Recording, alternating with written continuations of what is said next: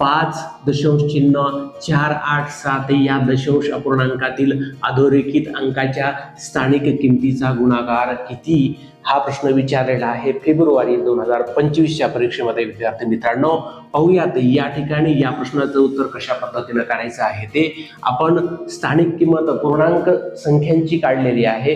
यापूर्वी दशांश अपूर्णांकातील अंकाची स्थानिक किंमत कशी काढायची याची पण ट्रिक तुम्हाला मी सांगितलेली आहे। परत एकदा आपण बघणार आहोत। सुरुवातीला या ठिकाणी संख्या लिहून काढा। 5.487 अधोरेखित केलेले अंक आहेत 4 आणि 7। ह्या दोन अंकाची जी स्थानिक किंमत आहे त्या दोन्हींचा आपल्याला गुणाकार करायचा। अगोदर दोन्हींची स्थानिक किंमत काढून घेऊयात।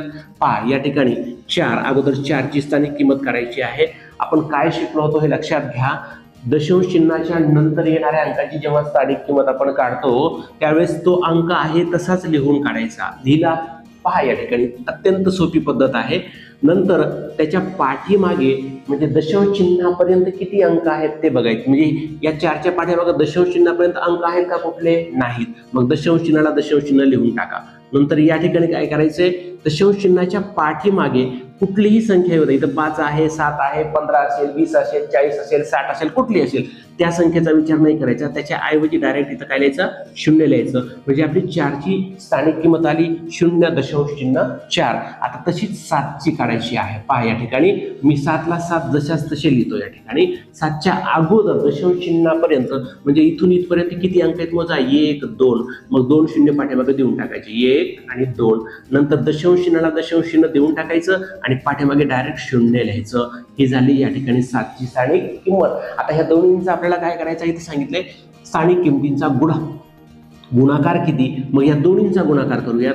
0.4 गुणिले 0 0 0.0007। आता दशांश चिन्ह नाही असं गृहीत धरून अगोदर गुणाकार करा। 7 चा आणि 4 चा डायरेक्ट गुणाकार करून घ्या। 7 गुणिले 4 7 चौक किती झाले विद्यार्थी मित्रांनो, 28 झाले। आता पुढे काय करायचं आहे पहा। पहिल्या संख्येमध्ये दशांश चिन्हानंतर किती अंक आहेत, एकच अंक आहे म्हणजे एक घर आहे। आणि दुसऱ्या या ठिकाणी या किमतीमध्ये दशांश चिन्हानंतर येणार अंक किती, 1 2 3, म्हणजे इथले 3 अंक आणि इथला 1, किती अंक झाले 4। म्हणजे आपल्याला उजवीकडे 4 अंक सोडून दशांश चिन्ह द्यायचं आहे। मग ऑलरेडी या ठिकाणी 2 अंक आहेत, मग 2 अंक नाहीत म्हणजे त्या ठिकाणी आपण 2 शून्य देऊन टाकू, इथं दशांश चिन्ह देऊ आणि या ठिकाणी 0 देऊन टाकू। म्हणजे आपली किंमत किती येते, गुणाकार किती येतो, 0.0028। म्हणजे पर्याय क्रमांक 4 हे आपलं उत्तर काय आहे, बरोबर आहे।